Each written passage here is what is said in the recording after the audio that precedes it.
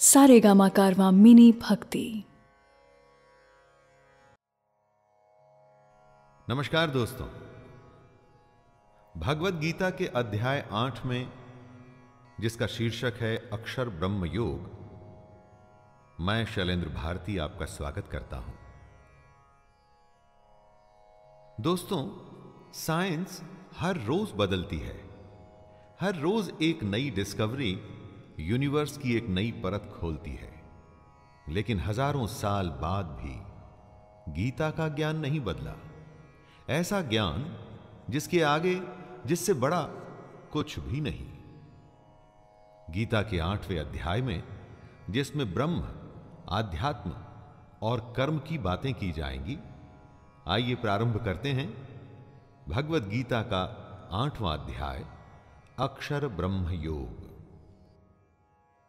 अर्जुन उवाच किं तद्ब्रह्म किमध्य आत्मं किं पुरुषोत्तमं अधिभूतं च किं प्रोक्तम् अधिदैवं किमुच्यते।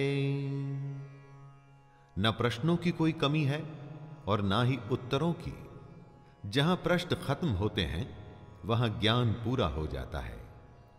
कृष्ण ब्रह्म, कर्म और आध्यात्म यानी कि स्पिरिचुअलिटी की बात कर रहे हैं, जो अर्जुन समझ नहीं पा रहे। कैसे समझेंगे? इन्हीं बातों को समझाने में योगी सालों साल, कितने ही जन्म लगा देते हैं दोस्तों। और बात सिर्फ समझने की नहीं है, इन सबको क्रिया में भी लाना जरूरी है। इस ज्ञान को इंप्लीमेंट भी तो करना होगा, लेकिन वो बाद में। सबसे पहले जो अर्जुन समझना चाहते हैं वो जानते हैं। अर्जुन कृष्ण से पूछते हैं, हे पुरुषोत्तम, वह ब्रह्म क्या है? आध्यात्म क्या है? कर्म क्या है? अधिभूत नाम से क्या कहा गया है? और अधिदैव किसको कहते हैं? अधियज्ञः कथं कोत्र देहेऽस्मिन् मधुसूदन प्रयाण काले च कथं ज्ञेयोऽसि नियतात्मभिः। अपने सवालों की श्रृंखला को बढ़ाते हुए अर्जुन पूछते हैं, हे मधुसूदन, यहां अधियज्ञ कौन है और वह इस शरीर में कैसे है? तथा युक्त चित्त वाले पुरुषों द्वारा अंत समय में आप किस प्रकार जानने में आते हैं? दोस्तों, अर्जुन ये जानना चाहते हैं कि जो पुरुष अपने चित्त, अपने मन को संयम में ले आते हैं, उन्हें कंट्रोल में कर लेते हैं, वो पुरुष अंत समय में कृष्ण को कैसे जान पाते हैं? ऐसा क्या होता है अंतिम समय में कि उन्हें कृष्ण का ज्ञान हो जाता है? कृष्ण का कहना है कि जो पुरुष अपने मन को संयम में लाके निष्काम कर्म करते हैं, वो एक दिन मुझे प्राप्त होते हैं। लेकिन अर्जुन का प्रश्न है, कैसे? वो कैसे होता है?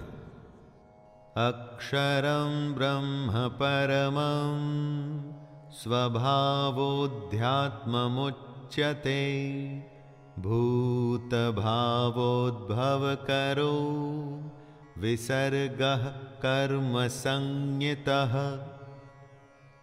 अर्जुन के सवालों का उत्तर कृष्ण देना शुरू करते हैं।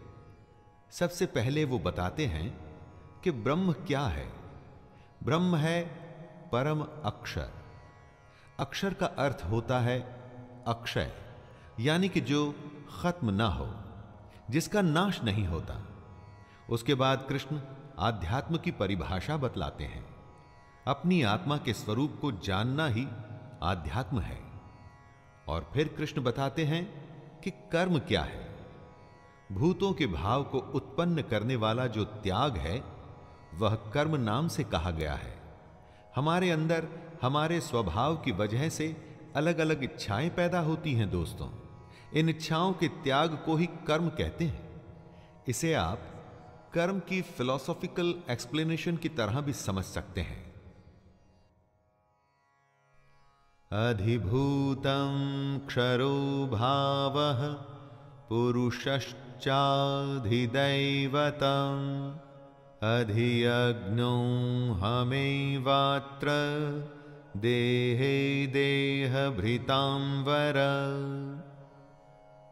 कृष्ण अर्जुन के प्रश्नों का उत्तर देते हुए इस श्लोक में बताते हैं कि अधिभूत, अधिदेव और अधियज्ञ क्या है। वो सारे पदार्थ जो खत्म हो जाते हैं, नष्ट हो जाते हैं, उन्हें अधिभूत कहा जाता है।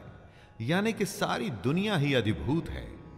और जो अक्षर होता है, जिसका कभी नाश नहीं होता, वो अधिदैव है। कृष्ण कहते हैं, हे देहधारियों में श्रेष्ठ अर्जुन, इस शरीर में मैं वासुदेव ही अंतर्यामी रूप से अधियज्ञ हूं। दोस्तों, हमारे अंदर जो महापुरुष छुपा बैठा है, लेकिन अज्ञान की वजह से हम जिसे नहीं जानते, वो महापुरुष यानी कि कृष्ण ही यज्ञों का अधिष्ठाता है। अंतकाले च मामेव स्मरन् मुक्त्वा कलेवरं यः प्रयाति स मद्भावं याति नास्त्यत्र संशयः। मन में कृष्ण को बसा के बस अपना कर्म, अपना कर्तव्य निभाना है, ये कहा है कृष्ण ने। जो ऐसा करता है उसे कृष्ण प्राप्त होते हैं और वो कृष्ण को प्राप्त होता है।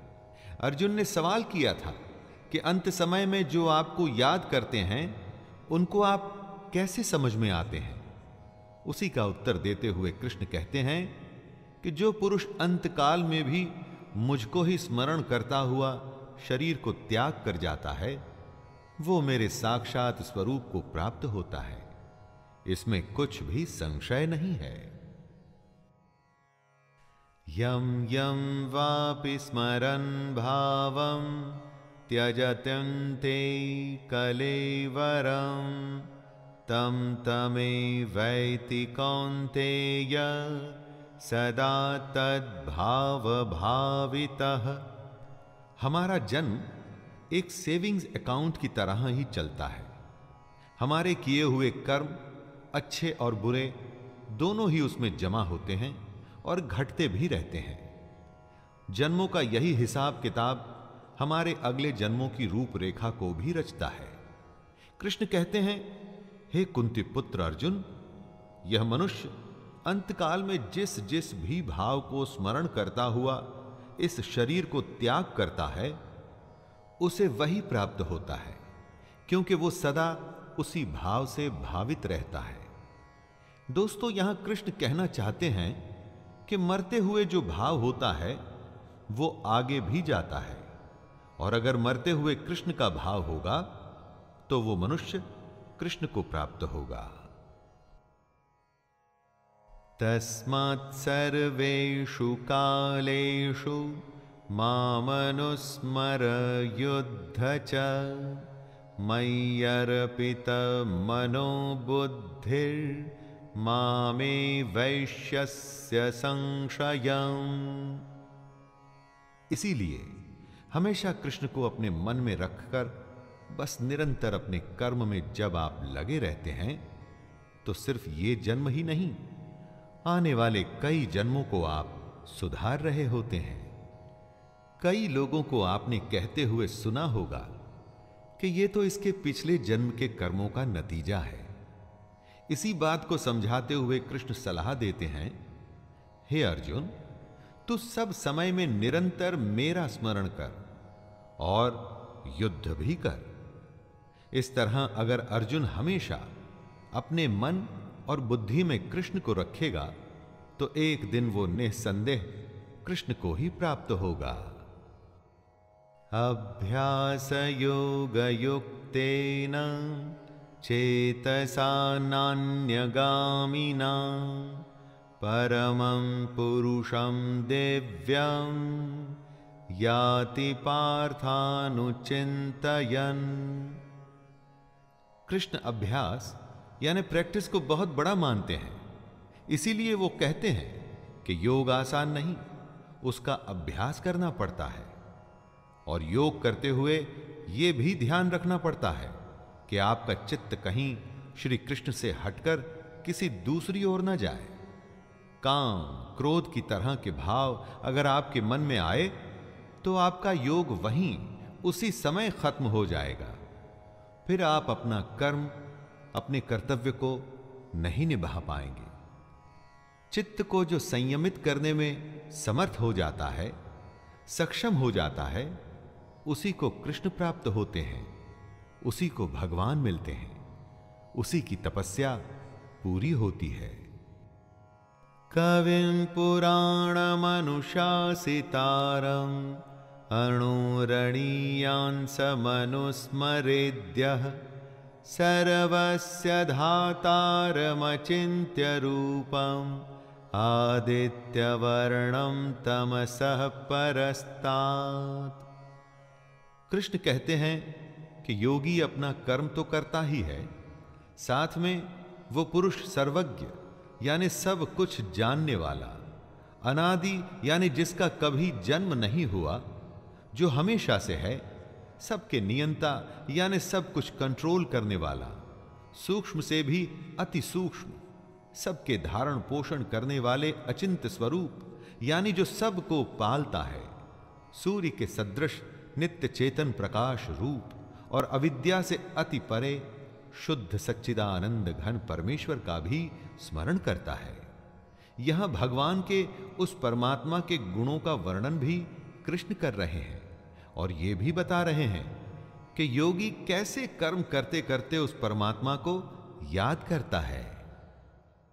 प्रयाण काले मनसा चलेन भक्त्या युक्तो योग बलेन चैव भ्रुवोर्मध्ये प्राणमावेश्य सम्यक् सतं परं पुरुषमुपैति दिव्यम्।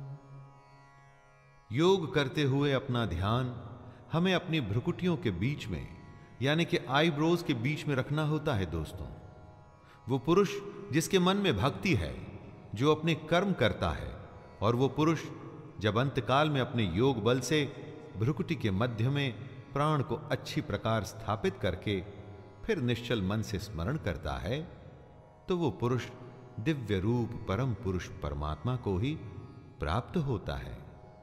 यहां कृष्ण बता रहे हैं कि कैसे अंतकाल के समय आप उस परमात्मा को याद कर उसी को प्राप्त हो सकते हैं।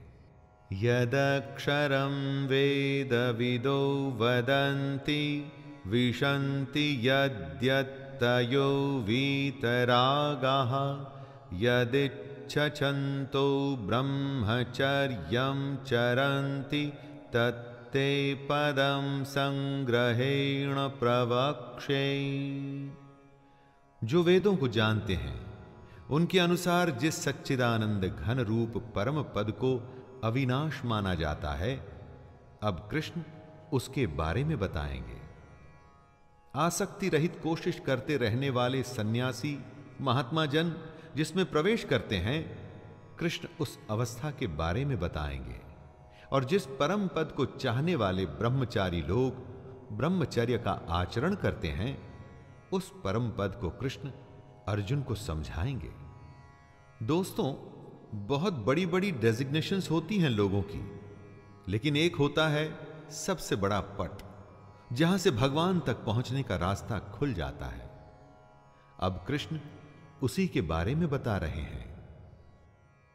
सर्वद्वाराणि संयम्य मनोहृदि निरुध्य च मूर्ध्याधायात्मनः प्राणम् अस्थितो योगधारणाम्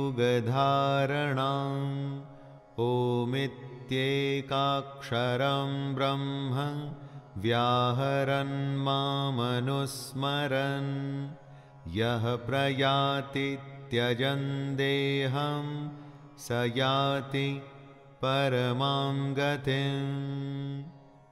दोस्तों, कृष्ण इन श्लोक में एक प्रोसेस की बात कर रहे हैं, वो प्रणाली जो आखिरी समय में आपको भगवान से मिला सकती है। जरा ध्यान से सुनिएगा। सब इंद्रियों के रास्तों को रोककर और मन को हृदय के एकदम अंदर में स्थिर करना है। ऐसा करने के बाद उस जीते हुए मन द्वारा प्राण को मस्तक के बीच में स्थापित करना है। भगवान से जुड़ी योग धारणा में स्थित होकर जो पुरुष ओम अक्षर रूप ब्रह्म को उच्चारण करता हुआ और मुझ निर्गुण यानी बिना गुण वाले ब्रह्म का चिंतन करता हुआ शरीर को त्याग कर जाता है, कृष्ण कहते हैं कि वह पुरुष परम गति को प्राप्त होता है। अनन्य चेता सततम यो मां स्मरते नित्यशः तस्याहं सुलभः पार्थ नित्ययुक्तस्य योगिनिः। प्रेमी प्रेमिका को आपने बहुत बार ये कहते हुए सुना होगा कि तुम्हारे सिवा मेरे दिल में और कोई है ही नहीं। कृष्ण भी कुछ ऐसा ही करने को कह रहे हैं दोस्तों, बस फर्क यह है कि प्रेम कृष्ण से ही होना चाहिए। सुनिए कृष्ण अर्जुन से क्या कहते हैं। हे अर्जुन, जो पुरुष मुझ में अनन्य चित्त होकर सदा ही निरंतर मुझ पुरुषोत्तम को स्मरण करता है, उस नित्य निरंतर मुझ में युक्त हुए योगी के लिए मैं सुलभ हूं, अर्थात उसे सहज ही प्राप्त हो जाता हूं। जिसके चित्त में कृष्ण के अलावा और कोई नहीं, कृष्ण उसी को प्राप्त होते हैं दोस्तों, किसी और को नहीं। यहां कृष्ण से मतलब उस परमात्मा से है जिसकी आत्मा हम सब में है। मामुपेत्य पुनर्जन्म दुःखालयम शाश्वतम् नाप्नुवन्ति महात्मानः संसिद्धिं परमां गताः। ब्रह्मा का एक मोमेंट हमारे कई सालों के बराबर होता है, इसीलिए हमारे जन्म को, धरती के इस जीवन को क्षण भंगुर कहा जाता है और साथ में इसे दुखों का घर भी कहा जाता है। परंतु जो कृष्ण का स्मरण करते हैं, अपने कर्म को निष्काम तरीके से करते हैं, अपने कर्तव्यों को निभाते हैं, उन्हें ही परम सिद्धि मिलती है। और ऐसी परम सिद्धि मिलने वालों को कृष्ण महात्मा जन कहते हैं। कृष्ण कहते हैं, ये महात्मा जन मुझको प्राप्त होकर दुखों के घर एवं क्षण भंगुर पुनर्जन्म को प्राप्त नहीं होते। यानी कि जिनको सच पता चल जाता है ना दोस्तों, सिद्धि उन्हें मिल जाती है, फिर वो पृथ्वी के इस क्षण भंगुर और दुख भरे जीवन में दोबारा नहीं आते। आ ब्रह्म भुवनान् लोकाः पुनरावर्तिनोऽर्जुन मामुपेत्य तु कौन्तेय पुनर्जन्म न वेद्यते। ब्रह्मा की दुनिया हो या हमारी ये धरती, ये सब लोग पुनरावर्ती हैं, यानी कि इनका खत्म होते ही शुरू होना भी तय है। एक तरह के रोटेशन में रहते हैं ये लोग, इसीलिए हमारी दुनिया को मृत्यु लोक कहा जाता है। यहां जन्म होता है और मृत्यु होती है, और यही चक्कर लगा रहता है। इसी बात को कृष्ण समझा रहे हैं। वो कहते हैं, हे कुंती पुत्र, मुझको प्राप्त होकर पुनर्जन्म नहीं होता, क्योंकि मैं कालातीत हूं और ये सब ब्रह्मादि के लोक काल द्वारा सीमित होने से अनित्य है। जो कृष्ण को प्राप्त हो जाता है दोस्तों, वो दोबारा जन्म नहीं लेता। ये सबसे बड़ी समाधि, सबसे बड़ी सिद्धि, सबसे बड़ा योग है। कृष्ण को प्राप्त हो जाने से बड़ा कुछ भी नहीं। सहस्र युग पर्यंतम अहर्यद् ब्रह्मणो विदुः रात्रिं युग सहस्रांतां ते होरात्र विदो जनाः। दिन बदलते हैं, मौसम भी बदलता है, और इसी तरह से काल बदल जाते हैं। काल आते हैं, जाते हैं, और एक सिलसिला चलता रहता है। हमेशा का एक चक्कर है जिसमें हम सब फंसे हुए हैं। जिसमें हम सब फंसे हैं वो झूठ है। जो ज्ञान हमको हासिल करना है वही तो सत्य है। कृष्ण कहते हैं कि ब्रह्मा का जो एक दिन है उसको 1000 चतुर्युगी तक की अवधि वाला जानो, और रात को भी 1000 चतुर्युगी तक की अवधि वाला समझो। दोस्तों, हमारी और ब्रह्मा की दुनिया में समय का बहुत बड़ा फेर है, और इसी को काल कहते हैं। जो पुरुष इस बात को तत्व से जानते हैं वे योगी जन काल को समझते हैं। अव्यक्ताद्व्यक्तयः सर्वाः प्रभवन्त्य हरागमे रात्र्यागमे प्रलीयन्ते तत्रैवाव्यक्त संज्ञके। जब ब्रह्मा का दिन शुरू होता है तो सारी दुनिया अस्तित्व में आ जाती है, और ब्रह्मा की रात होते ही वापस ब्रह्मा में विलीन हो जाती है। जब ब्रह्मा का दिन शुरू होता है तो हम सब अपनी अव्यक्त बुद्धि के साथ इस दुनिया में आ जाते हैं। अव्यक्त इसलिए कि ज्ञान हमारे अंदर छुपा है, उसे जगाना है, उसे जानना है। ब्रह्मा के दिन रहते रहते अगर इस समय में हमें विद्या ज्ञान हासिल हो जाता है तो हम इस जन्म मृत्यु के चक्कर से बच जाते हैं, वरना ब्रह्मा की रात आते ही दुनिया खत्म हो जाती है और हम ब्रह्मा में ही लीन हो जाते हैं।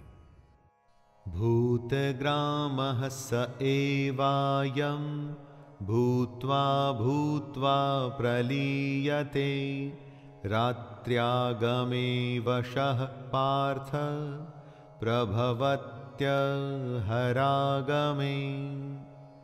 ब्रह्मा के एक दिन का मतलब होता है 1000 युग, जो लगभग 4.32 अरब साल बनते हैं।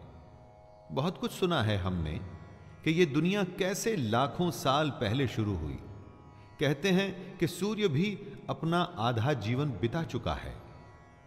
तो ब्रह्मा की आंख खुलते ही दिन शुरू होता है और भूत समुदाय जन्म लेता है, यानी कि एक नया ब्रह्मांड जन्म लेता है, और फिर अरबों सालों के बाद प्रलय या किसी भी वजह से यह दुनिया खत्म हो जाती है और दोबारा बिग बैंग यानी कि ब्रह्मांड विस्फोटक से शुरुआत होती है, और यह क्रम निरंतर चलता रहता है।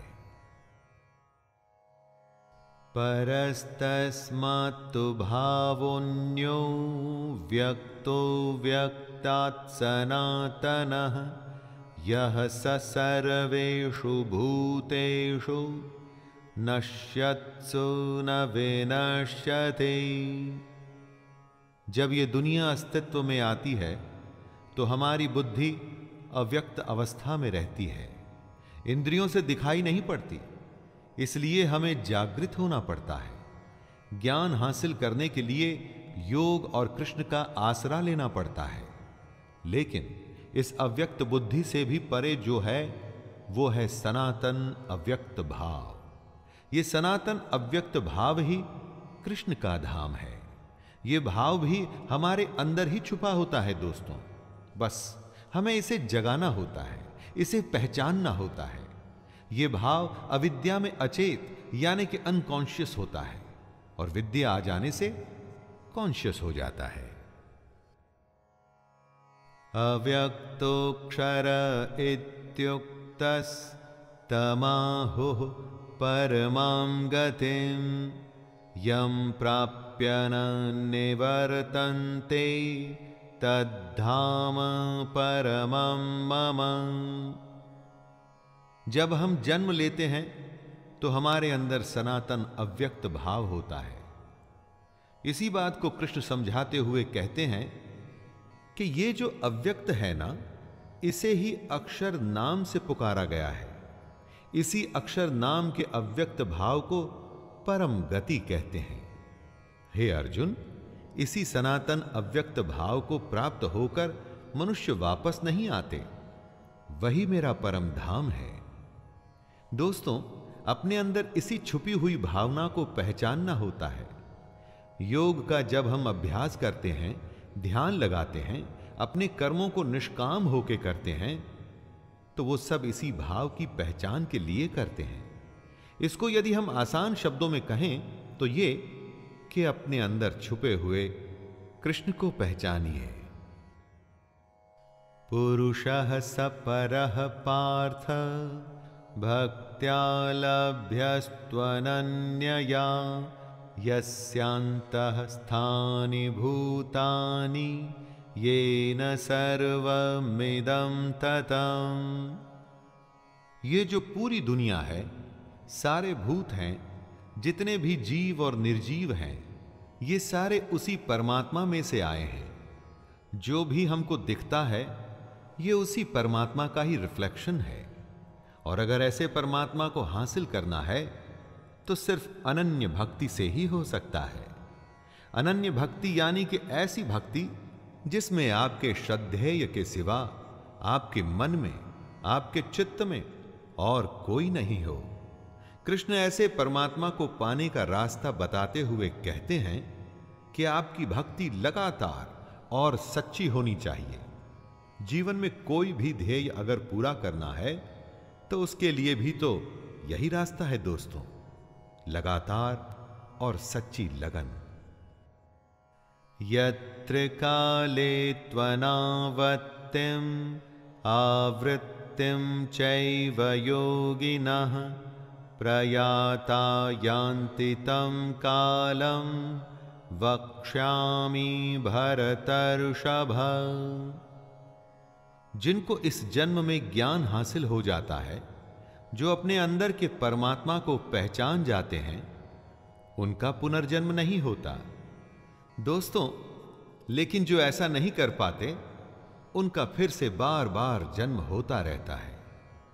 हम किस समय अपनी देह को त्याग रहे होते हैं, उसका भी बहुत बड़ा महत्व है। इसी समय, काल और मार्ग को समझाते हुए कृष्ण हमें बता रहे हैं कि शरीर का त्याग करते हुए किन किन बातों का ख्याल रखना चाहिए। आपको याद होगा कि कैसे भीष्म पितामह बाणों की सेज पर लेटे रहे और सही समय आने पर ही उन्होंने अपने शरीर का त्याग किया था। अग्निर्ज्योतिरः शुक्लः षण्मासा उत्तरायणं तत्र प्रयाता गच्छन्ति ब्रह्म ब्रह्मं विदो जनाः। कृष्ण अगर जीने का ज्ञान देंगे तो क्या मरने का ज्ञान नहीं देंगे? इस श्लोक में वे यही बता रहे हैं कौन सा समय मरने के लिए अनुकूल है। जिस काल में सूर्य चमक रहा हो, ज्योतिर्मय अग्नि जल रही हो, शुक्ल पक्ष का चांद बढ़ रहा हो, उत्तरायण का सुंदर आकाश हो, ऐसे काल में देह त्यागने वाले को ब्रह्म मिलता है। जो ऐसे समय में अपनी देह त्यागते हैं, मृत्यु को प्राप्त होते हैं, उनका पुनर्जन्म नहीं होता। दिन रोशनी, ज्ञान और विद्या का प्रतीक है। शुक्ल पक्ष निर्मलता से जुड़ा हुआ है। अग्नि को ब्रह्म तेज का प्रतीक माना गया है। धूमो रात्रिस्तथा कृष्ण षण्मासा दक्षिणायनं तत्र चांद्रमसं ज्योतिर्योगी प्राप्य निवर्तते। कृष्ण जीने के साथ साथ मरने का भी सलीका सिखा रहे हैं। कौन से काल में मृत्यु उत्तम नहीं होती है, इसी बात को वो बता रहे हैं और कह रहे हैं कि जिस मार्ग में धूमाभिमानी देवता हैं, अर्थात यज्ञ की अग्नि तो हो लेकिन धुएं से ढकी हो, धुआं फैल रहा हो, रात्रि अभिमानी देवता हो, मतलब रात का समय हो, तथा कृष्ण पक्ष का चंद्रमा क्षीण हो रहा हो और दक्षिणायन के 6 महीने हो, उस मार्ग में मरकर गया हुआ सकाम करने वाला योगी पुनर्जन्म लेता है, अर्थात उसको दोबारा जन्म लेना पड़ता है। वो योगी जन्म मरण के चक्कर से मुक्त नहीं हो पाया है। शुक्ल कृष्णे गति हेते जगतः शाश्वते मते एकया यात्यनावृत्ति मन्यया वर्तते पुनः। जगत के ये दो प्रकार हैं, शुक्ल और कृष्ण। एक में चंद्रमा बढ़ता है और दूसरे में घटता है। शुक्ल पक्ष में गया हुआ योगी फिर नहीं आता, उसे वापस नहीं लौटना पड़ता, उसको परम गति प्राप्त होती है। और कृष्ण पक्ष में जब कालिमा हो और प्रकाश क्षीण हो, ऐसे समय में गया हुआ योगी वापस आता है, अर्थात जन्म मृत्यु को प्राप्त होता है। जब तक योगी को पूर्ण प्रकाश न मिले तब तक उसे भजन करना है। योगी सही समय पर ही प्राण त्याग सकता है, अगर समय सही नहीं तो उसको इंतजार करना होगा। नैते श्रुति पार्थ जानन योगी मुह्यति कश्चन तस्मात् सर्वेषु कालेषु योगयुक्तो भवार्जुन। मृत्यु के सही समय को समझाते हुए कृष्ण कहते हैं, हे पार्थ, इस प्रकार इन दोनों मार्गों को तत्व से जानकर कोई भी योगी मोहित नहीं होता, क्योंकि योगी जानता है कि अगर उसे पूर्ण प्रकाश मिला तो ब्रह्म प्राप्त होगा, क्षीण प्रकाश में वो दोबारा आएगा। दोनों ही गतियां शाश्वत हैं, यानी हमेशा के लिए। इस कारण हे अर्जुन, तू सब काल में समबुद्धि रूप से योग से युक्त हो, अर्थात निरंतर मेरी प्राप्ति के लिए साधन करने वाला हो। ये सब जानते हुए योगी के पास योग करने के अलावा और कोई उपाय नहीं रह जाता दोस्तों। इसलिए उसे धीर हो बस अपने अभ्यास में लगे रहना चाहिए। वेदेषु यज्ञेषु तपः शुचैव दानेषु यत् पुण्यफलं प्रदिष्टम् अत्येतत् सर्वमिदं विदित्वा योगी परं स्थानमुपैति चाद्यम्। वेद, यज्ञ, तप और दान महाकर्म होते हैं, इनके बहुत बड़े पुण्य मिलते हैं। लेकिन कृष्ण कहते हैं कि जो योगी पुरुष इस रहस्य के तत्व को जान जाते हैं, वो वेदों के पढ़ने तथा यज्ञ, तप और दानादि के करने में जो पुण्य फल कहा जाता है, उन सब से भी आगे निकल जाते हैं और सनातन परम पद को प्राप्त होते हैं। जो परमात्मा के रहस्य को समझ गया, असली तत्व को जान गया ना दोस्तों, तो उसके लिए वेद पढ़ने की कोई आवश्यकता नहीं। यज्ञ भी उसी परमात्मा से जुड़ने का एक नियम है।